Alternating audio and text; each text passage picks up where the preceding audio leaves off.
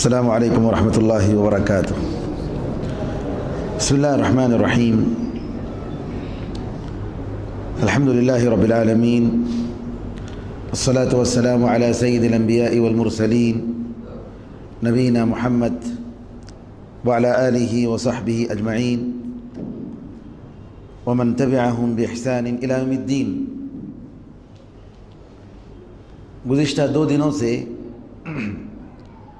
قرآن کریم اور صحابہ کے موضوع پر ہمارا درس کا یہ سلسلہ جاری ہے۔ قرآن کریم میں اللہ تعالیٰ نے صحابہ رضی اللہ عنہم اجمعین کے تعلق سے بہت ساری تعریفی جملے بتائے اور ان کے حق میں جنت کی گواہی دی۔ ان ساری چیزوں کا ذکر آیا اور کل کے درس میں یہ بات بھی آئی کہ صحابہ رضی اللہ عنہم اجمعین کے بعد جو لوگ آئیں گے ان کا ایمان صحیح معنی میں اسی وقت قبول کیا جائے گا اور وہ جنت کے مستحق اسی وقت ہوں گے اور اللہ تعالیٰ کی رضامندی کے اسی وقت مستحق ہوں گے جب وہ لوگ صحابہ رضی اللہ عنہم اجمعین کے اچھے طریقے سے اتباع کریں گے۔ جیسا کہ سورہ توبہ آیت نمبر 100 میں نے بتایا کہ اللہ تعالیٰ نے مہاجرین اور انصار کی تعریف کرتے ہوئے ان کے ساتھ تو کوئی شرط نہیں لگائی، ان کو جنت کا وعدہ کیا اور کہا کہ اللہ ان سے راضی ہو گیا اور یہ لوگ اللہ سے راضی ہو گئے، لیکن صحابہ کے بعد کے لوگوں کے لیے اللہ تعالیٰ نے یہ شرط لگائی کہ ان کی اچھی طریقے سے پیروی کریں، اسی وقت اللہ تعالیٰ ان سے راضی ہوگا اور وہ بھی اللہ تعالیٰ سے راضی ہوں گے۔ سورہ بقرہ آیت نمبر 2 آیت نمبر 137 میں اللہ تعالیٰ نے صحابہ سے خطاب کرتے ہوئے فرمایا فَإِنْ آمَنُوا بِمِثْلِ مَا آمَنْتُمْ بِهِ فَقَدْ اهْتَدَوْا وَإِنْ تَوَلَّوْا فَإِنَّمَا هُمْ فِي شِقَاقٍ فَسَيَكْفِيكَهُمُ اللَّهُ وَهُوَ السَّمِيعُ الْعَلِيمُ۔ اللہ نے کہا کہ یہ کفار اور مشرکین جیسے تم لوگ ایمان لائے ہو اے صحابہ، ویسے جب ایمان لائیں گے تب یہ ہدایت یافتہ ہوں گے۔ یہاں صرف ایمان کی شرط نہیں لگائی گئی ہے بلکہ ایمان کیسے؟ صحابہ کے جیسا ایمان، بِمِثْلِ مَا آمَنْتُمْ بِهِ، جس طریقے سے جن چیزوں پر تم ایمان لائے ہو تمہارا جیسا ایمان ہے، ویسا ایمان جب ان کا ہوگا تب یہ لوگ ہدایت یافتہ ہوں گے۔ وَإِن تَوَلَّوْا، اگر یہ لوگ نہیں مانتے ہیں تو کیا ہے؟ فَإِنَّمَا هُمْ فِي شِقَاقٍ، یہ آپس میں اختلافات میں ہوں گے۔ فَسَيَكْفِيكَهُمُ اللَّهُ، اللہ تعالیٰ اکیلے وہ تمہارے لیے کافی ہے، ان کے شر سے تمہیں بچا لے گا اور وہ بڑا سننے والا اور جاننے والا ہے۔ یہ ایک دوسری آیت ہے جو بات کے مسلمانوں کو حکم دیتی ہے کہ صحابہ رضی اللہ عنہم اجمعین کے جیسا وہ ایمان لائیں۔ قرآن اور حدیث اپنی جگہ پر، لیکن اس قرآن اور حدیث کو کیسے سمجھا جائے گا، اس پر کیسے عمل کیا جائے گا، وہ صحابہ کا نمونہ ہمارے سامنے موجود ہے۔ جب صحابہ کے نمونے کو اپنائیں گے تب ہمارا ایمان سیدھا ہوگا، ورنہ آج دیکھ رہے ہیں کہ جتنے اختلافات امت کے درمیان موجود ہیں وہ صحابہ کے طریقے سے، صحابہ کے منہج سے دور ہونے کی وجہ سے ہے۔ ایک تیسری آیت اللہ تعالیٰ نے صحابہ کی اتباع کرنے کی جس میں تاکید کی، سورہ نساء آیت نمبر 115 میں اللہ فرماتا ہے وَمَن يُشَاقِقِ الرَّسُولَ مِن بَعْدِ مَا تَبَيَّنَ لَهُ الْهُدَى، جو رسول کی مخالفت کرتا ہے بعد اس کے کہ اس کو ہدایت بالکل واضح ہو چکی، وَيَتَّبِعْ غَيْرَ سَبِيلِ الْمُؤْمِنِينَ، اور مؤمنوں کے علاوہ دوسروں کا راستہ اپناتا ہے، نُوَلِّهِ مَا تَوَلَّى، ہم اس کو اس کے راستے میں جانے دیتے ہیں، وَنُصْلِهِ جَهَنَّمَ، ہم اس کو جہنم میں داخل کریں گے، وَسَاءَتْ مَصِيرًا، اور کیا ہی برا ٹھکانہ ہے۔ اس آیت میں اللہ تعالیٰ نے رسول صلی اللہ علیہ وسلم کی مخالفت کے بعد ایک اور چیز کا ذکر کیا، وہ کیا ہے؟ اتباع غیر سبیل المؤمنین، کہ مؤمنوں کے علاوہ دوسروں کا راستہ اپنانا۔ تو یہ مومنوں سے مراد کون مومن ہیں؟ آج کے لوگ تو نہیں ہیں، نبی کریم صلی اللہ علیہ وسلم کے بعد کے زمانے کے لوگ تو نہیں ہیں، بلکہ وہ لوگ ہیں جس وقت اس قرآن کے اس آیت کے نزول کے وقت جو مومن تھے وہ مومن مراد ہیں۔ کون ہیں وہ؟ صحابہ اکرام رضی اللہ عنہم اجمعین۔ تو صحابہ رضی اللہ عنہم اجمعین کے راستے کے سوا کسی اور کے راستے کو اپناتا ہے اور رسول کی مخالفت کرتا ہے، اللہ نے کہا کہ ہم اس کو دوزخ میں داخل کریں گے، نعوذ باللہ۔ کتنی بڑی وعید ہے، جبکہ اللہ کے لیے کافی تھا کہ وَمَن يُشَاقِقِ الرَّسُولَ مِن بَعْدِ مَا تَبَيَّنَ لَهُ الْهُدَى نُوَلِّهِ مَا تَوَلَّى وَيَتَّبِعْ غَيْرَ سَبِيلِ الْمُؤْمِنِينَ۔ شرط لگانے کی ضرورت نہیں تھی کہ مؤمنین کے علاوہ دوسروں کا راستہ اپناتا ہے، اس شرط کو ذکر کرنے کی ضرورت نہیں تھی، لیکن اللہ نے کیوں کیا؟ کیونکہ نبی کریم صلی اللہ علیہ وسلم کے صحابہ کے راستے پر چل کر ہی ہدایت مل سکتی ہے، سیدھا راستہ مل سکتا ہے، جنت مل سکتی ہے، ورنہ وہ نہیں مل سکتا ہے، انسان اس سے محروم ہو جائے گا اور امت اختلافات میں بڑھ جائے گی۔ اور یہی حقیقت ہے آج کہ امت اختلافات اور جماعتوں میں اس لیے بٹی ہوئی ہے کہ عبادتوں میں، عقیدوں میں، ایمان میں، زہد و تقوی اور سلوک میں، اخلاقیات کے باب میں جی صحابہ رضی اللہ عنہم اجمعین کے منہج سے دور ہو گئی ہے۔ یہاں تک قرآن کریم اور صحابہ رضی اللہ تعالی اجمعین کی بات ہوئی، اب آئیے صاحب قرآن جس پر قرآن کریم کا نزول ہوا صلی اللہ علیہ وسلم، آپ نے صحابہ کے بارے میں کیا بتایا؟ صحابہ کی فضیلتوں کے بارے میں بہت ساری حدیثیں ہیں، میں یہاں پر صرف 4 حدیثیں آپ کے سامنے ذکر کرتا ہوں جو اس بات پر دلالت کرتی ہے کہ نبی کریم صلی اللہ علیہ وسلم کے صحابہ کا کیا مقام ہے۔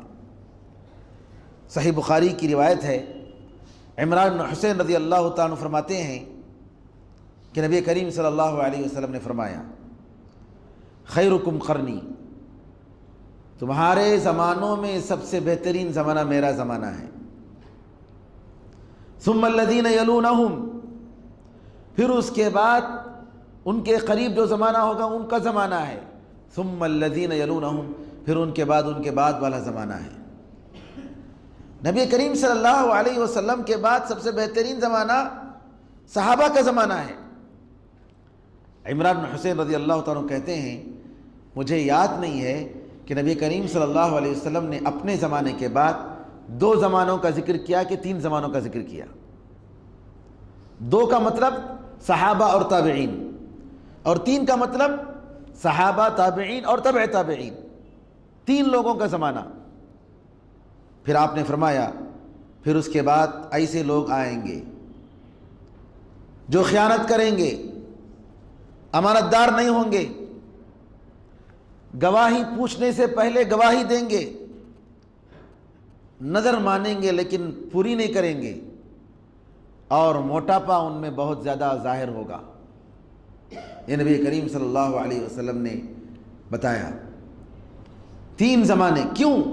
نبی کریم صلی اللہ علیہ وسلم نے صحابہ، تابعین، تبع تابعین، ایک کے بعد دوسرا مرحلہ، دوسرے کے بعد تیسرا مرحلہ، کیوں آپ نے اس کی فضیلت بتائی؟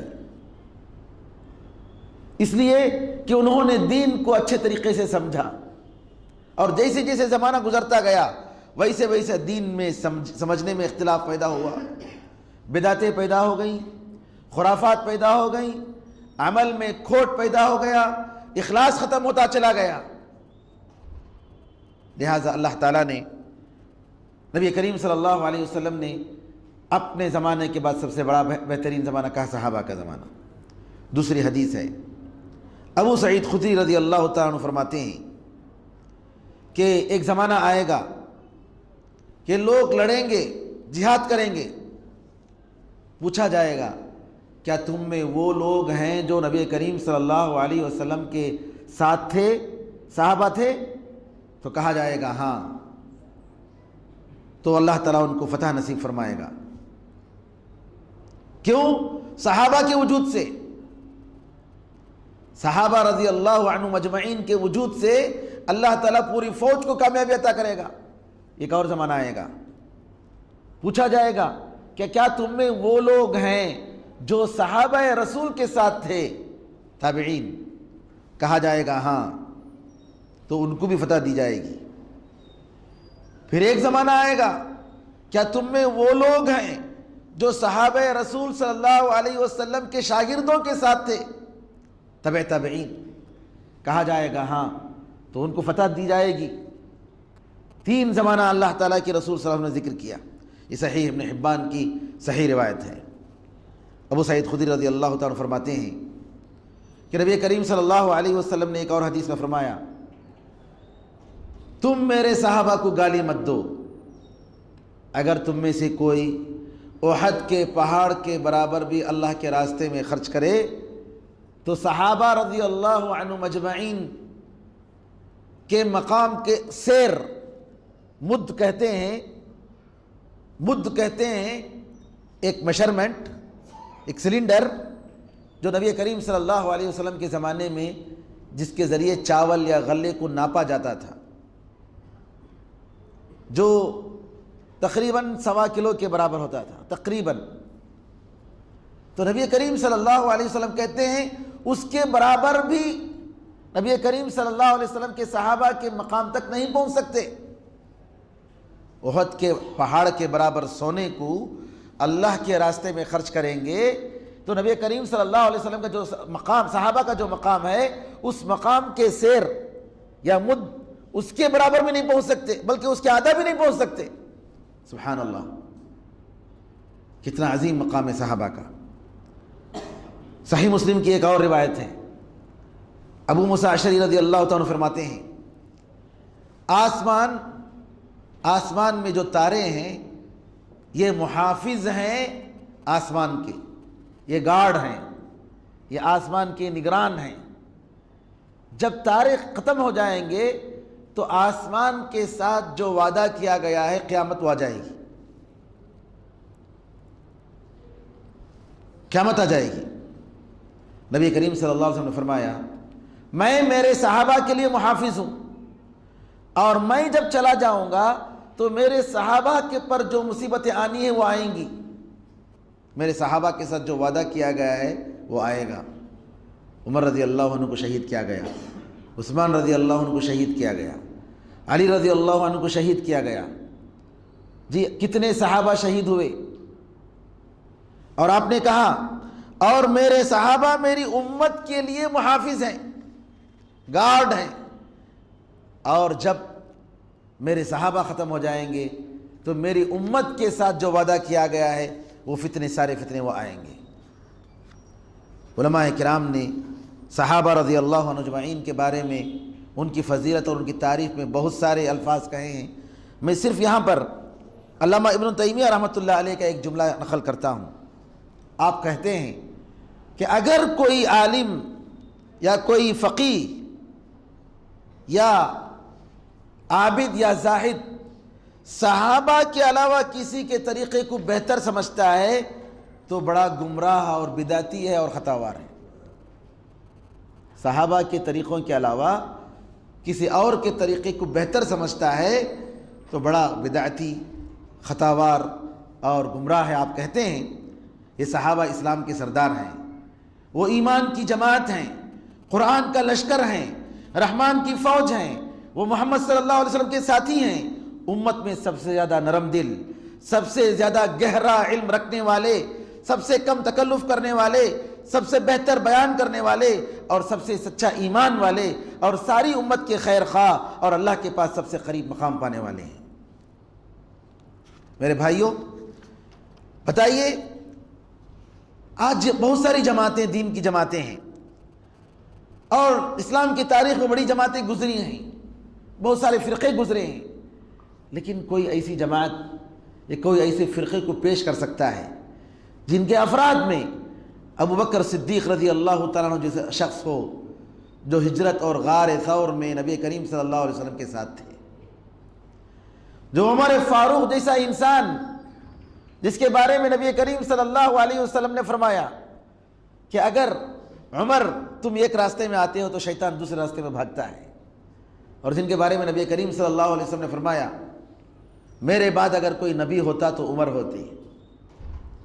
عثمان، دنیا کا کوئی ایسا خوش نصیب انسان نہیں جس کے نکاح میں ایک نبی کی 2 بیٹیاں آئی ہوں، اور عثمان غنی رضی اللہ تعالیٰ عنہ وہ سعادت مند انسان ہیں جن کے نکاح میں 2 بیٹیاں آئیں۔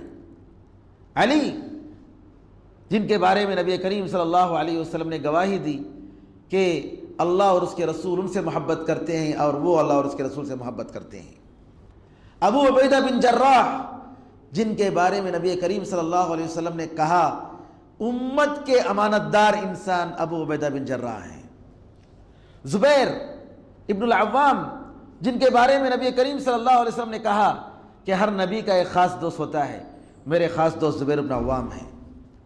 خدیجہ رضی اللہ تعالی عنہا، جن کو جبریل امین نے سلام بھیجا۔ عائشہ ام المؤمنین رضی اللہ تعالی عنہا، امت مسلمہ کی فقیہہ عورت، نبی کریم صلی اللہ علیہ وسلم کی پیاری عورت، پیاری بیوی ام المؤمنین رضی اللہ عنہا، جن کو جبریل امین نے جن کو سلام کہا۔ حسن اور حسین رضی اللہ عنہما، جو جنت کے نوجوانوں کے سردار، فاطمہ رضی اللہ عنہا، جو جنت کی عورتوں کی سردار، حمزہ رضی اللہ تعالیٰ عنہ، شہیدوں کے سردار، خالد بن الولید رضی اللہ تعالیٰ عنہ، جی اللہ کی تلوار، محمد بن مسلمہ، جن کی ایک گواہی کو 2 مردوں کے گواہی کے برابر شمار کیا گیا۔ حذیفہ بن الیمان، جو نبی کریم صلی اللہ علیہ وسلم کے رازدان، عبداللہ بن مسعود رضی اللہ تعالیٰ عنہ، جن کو نبی کریم صلی اللہ علیہ وسلم نے کہا کہ اگر میرے گھر کا پردہ ہٹا ہوا ہے تو تم بغیر اجازت کے میرے گھر کے اندر آ سکتے ہو۔ کون؟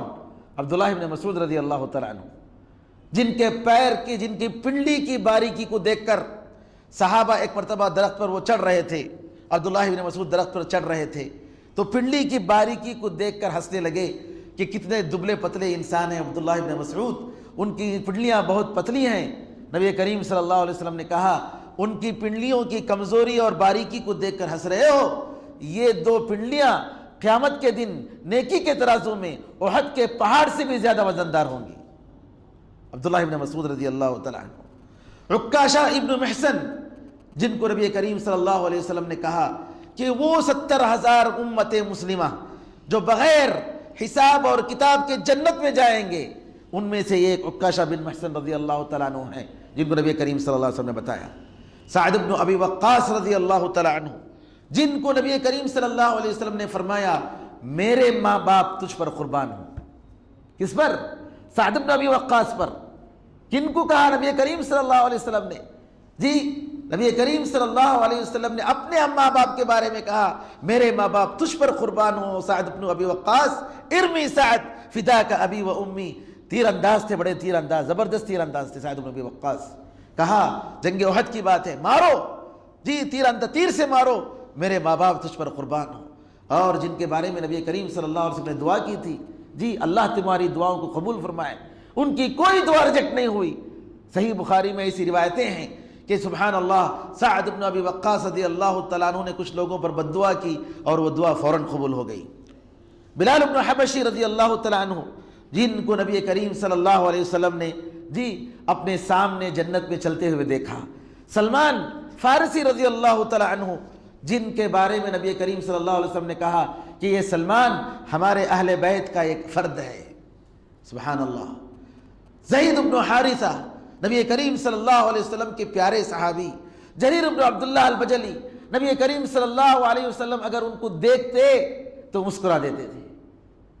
جی دحیہ الکلبی رضی اللہ تعالیٰ عنہ، جن کے شکل و صورت میں جبریل امین سبحان اللہ علیہ السلام آیا کرتے تھے، کون سی جماعت ایسے افراد کو پیش کر سکتی ہے؟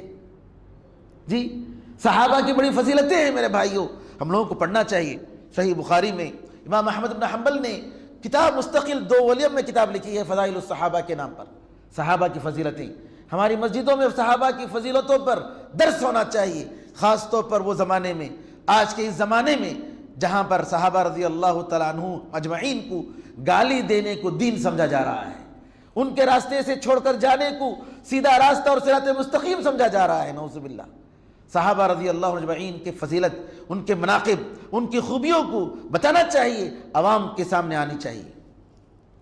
آئیے یہ ساری خصوصیتیں اللہ نے نبی کریم صلی اللہ علیہ وسلم کے صحابہ کو دی، کیوں؟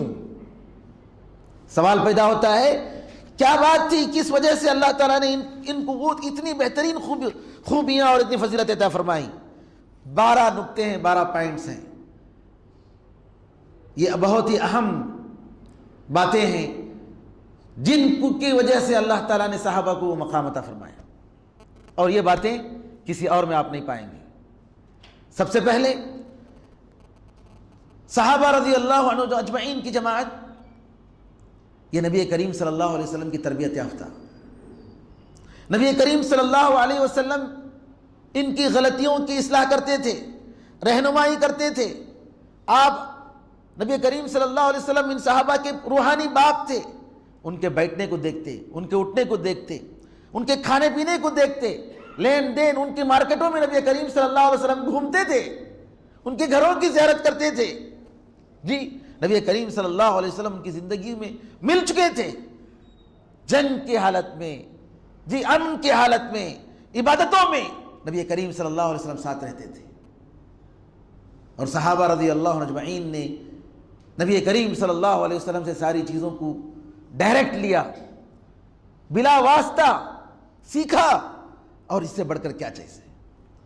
یہ شرف، یہ فضیلت کیا آپ کے بعد، صحابہ کے بعد کسی جماعت کو نصیب ہوئی؟ ہرگز نہیں۔ اسی لیے ابو زرع رازی کے بارے میں آتا ہے کہ جو لوگ صحابہ کو گالی دیتے ہیں، حقیقت میں وہ رسول اللہ صلی اللہ علیہ وسلم کو گالی دیتے ہیں۔ کیوں؟ اس لیے کہ آدمی دوستوں کے ذریعے پہچانا جاتا ہے، آدمی دوستوں کے ذریعے پہچانا جاتا ہے۔ یہ لوگ صحابہ کے بارے میں، یہ رسول اللہ صلی اللہ علیہ وسلم کے بارے میں یہ کہتے ہیں، یہ ایک آدمی جس کے سارے دوست برے، نعوذ باللہ۔ نبی کریم صلی اللہ علیہ وسلم کے بارے میں یہ کہہ رہے ہیں کہ ایک ایسا انسان جس کے سارے دوست برے، جن کے بارے جیسا کہ شیعہ کا عقیدہ ہے کہ نعوذ باللہ سارے صحابہ مرتد ہو گئے سوائے 6 صحابہ کے۔ اللہ اکبر۔ جب سارے صحابہ ختم ہو گئے، ان کو ایک نیا دین قائم کرنا پڑا۔ 12 امام کا سلسلہ انہوں نے کہا کہ 12 امام ہیں ہمارے پاس، معصوم امام ہیں، اللہ کی وحی ڈائریکٹ ان کے پاس آتی ہے، یہ جو بھی بولیں گے وہ صحیح ہے، جی وہ غلط ہو نہیں سکتی۔ کیوں؟ صحابہ رضی اللہ عنہ اجمعین کو انہوں نے دین سے خارج کر دیا، ایک نئی جماعت انہوں نے بنائی 12 امام کے نام سے، اور ان 12 امام جھوٹی باتیں ان کی طرف منسوب کر کے نعوذ باللہ انہوں نے نیا دین قائم کیا، حلال کو حرام اور حرام کو حلال کیا۔ تو صحابہ رضی اللہ عنہ اجمعین کے بارے میں جو لوگ گالی دیتے ہیں، حقیقت میں وہ صحابہ کو گالی دیتے ہیں، رسول اللہ صلی اللہ علیہ وسلم گالی دیتے ہیں۔ کیوں؟ آدمی دوستوں کے ذریعے پہچانا جاتا ہے۔ اگر آپ کا دوست برا ہے تو آپ برے ہیں، اگر آپ کے دوست اچھے ہیں تو آپ اچھے ہیں۔ نمبر 2، فہم دین میں صحابہ کا مقام، دین کو سمجھنے میں صحابہ رضی اللہ عنہ اجمعین کا جو مقام ہے، وہ اس کی مثال کسی اور جماعت میں نہیں ملے گی۔ اس کے بہت سارے اسباب ہیں، ریزنز ہیں۔ نمبر 1، صحابہ نے اسلام کو تر و تازہ دیکھا، بالمشافہہ، بلا واسطہ نبی کریم صلی اللہ علیہ وسلم سے سیکھا۔ ابھی وہ زمانہ نہیں آیا تھا جس میں بدعت و خرافات تھے، نبی کریم صلی اللہ علیہ وسلم کے زمانے میں بدعت و خرافات نہیں ہوئے، تو صحابہ نے اس دین کو سیکھا۔ نمبر 2، صحابہ رضی اللہ عنہم اجمعین خالص عربی زبان بہترین جانتے تھے، عربی زبان ان کی مادری زبان تھی، قرآن اور نبی کریم صلی اللہ علیہ وسلم کی حدیثوں کا مطلب بہت اچھے طریقے سے سمجھتے تھے جی۔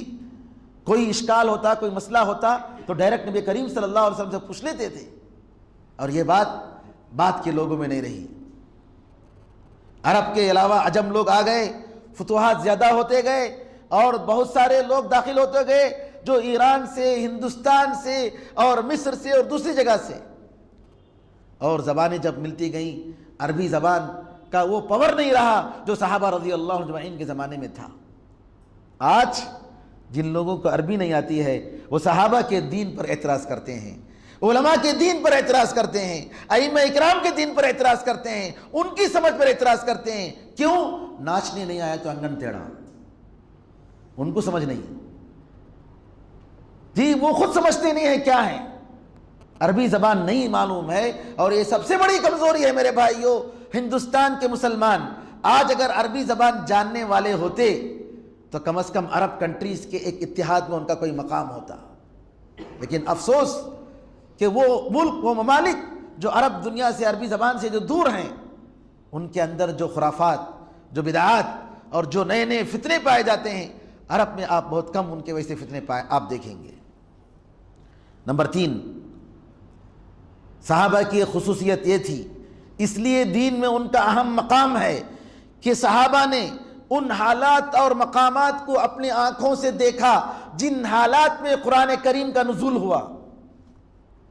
عبداللہ ابن مسعود رضی اللہ تعالیٰ عنہ فرماتے ہیں، میں نے 70 قرآن کریم کی 70 سورتوں کو ڈائریکٹ نبی کریم صلی اللہ علیہ وسلم نے سیکھا ہے۔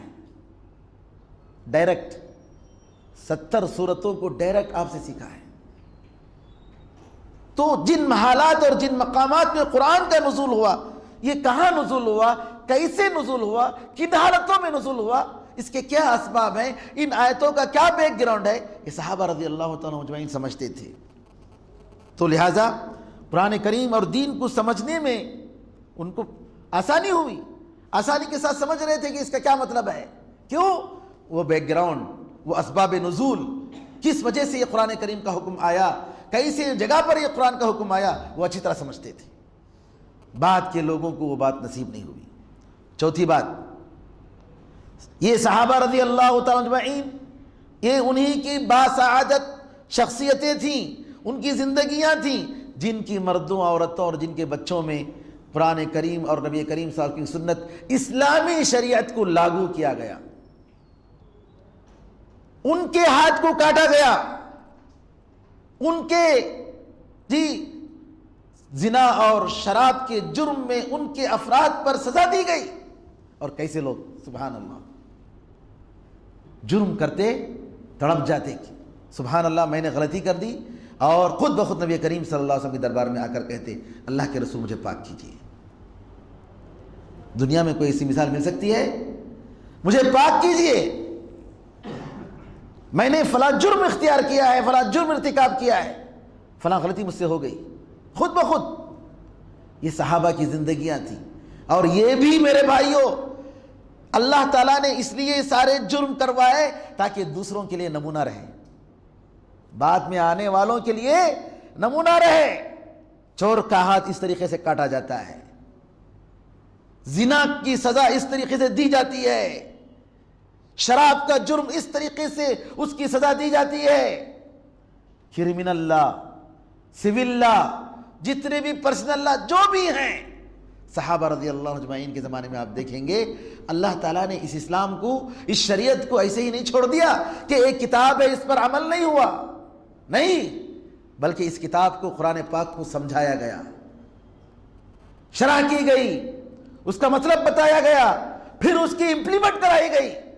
ایک معاشرے میں ایک سوسائٹی کو رکھ کر اس سوسائٹی میں قرآن کریم کے اول و آخر کو امپلیمنٹ کیا گیا تاکہ قیامت تک کے لوگوں کے لیے وہ چیز، یہ نمونہ رہ جائے، یہ سوسائٹی نمونہ رہ جائے اور یہ تاریخ رہ جائے تاکہ لوگ اس کو دیکھ کر اسلام پر عمل کریں۔ تو صحابہ رضی اللہ عنہ اجمعین کی زندگیاں، ان کی زندگیوں میں ان ساری چیزوں کو نمونے کے طور پر اللہ تعالیٰ نے امپلیمنٹ کرایا، ان 4 اسباب کی بنیاد کی وجہ سے، ان 4 اسباب کی بنیاد پر صحابہ رضی اللہ اجمعین دین کا جو فہم ہے وہ سب سے پرفیکٹ، سب سے بہتر، سب سے افضل نبی کریم صلی اللہ علیہ وسلم کے شاگرد، جی عربی زبان کو سمجھنے والے، اسباب نزول شریعت کن حالتوں اور قوائف میں، کن حالات اور قوائف میں شریعت اتری، شریعت کا قانون اترا، اس کو سمجھنے والے، اور چوتھی بات انہی کی زندگیوں میں شریعت کی تطبیق دی گئی، شریعت کو عمل کرایا گیا۔ یہ 4 اسباب ہیں جس کی وجہ سے ہم یہ کہہ سکتے ہیں کہ قیامت تک صحابہ رضی اللہ عنہم اجمعین جیسی جماعت پیدا نہیں ہو سکتی ہے جو دین کو سب سے بہتر سمجھ سکتی ہو۔ یہاں تک باتیں ہیں، اور بھی مزید باتیں آئیں گی، وقت ختم ہو رہا ہے۔ اللہ تعالیٰ سے دعا ہے کہ اللہ تعالیٰ ہمیں اور آپ کو دین حق کو سمجھنے اور نبی کریم صلی اللہ علیہ وسلم کی صحابہ اکرام رضی اللہ اجمعین کے راستے پر چلنے کی توفیق عطا فرمائے۔ آمین ارحم الراحمین، والحمدللہ رب العالمین، وصلی اللہ وسلم علی نبینا محمد وعلی آلہ وصحبہ اجمعین۔ السلام علیکم ورحمۃ اللہ وبرکاتہ۔ سبحانک اللہم وبحمدک، اشہد ان لا الہ الا انت، استغفرک واتوب الیک۔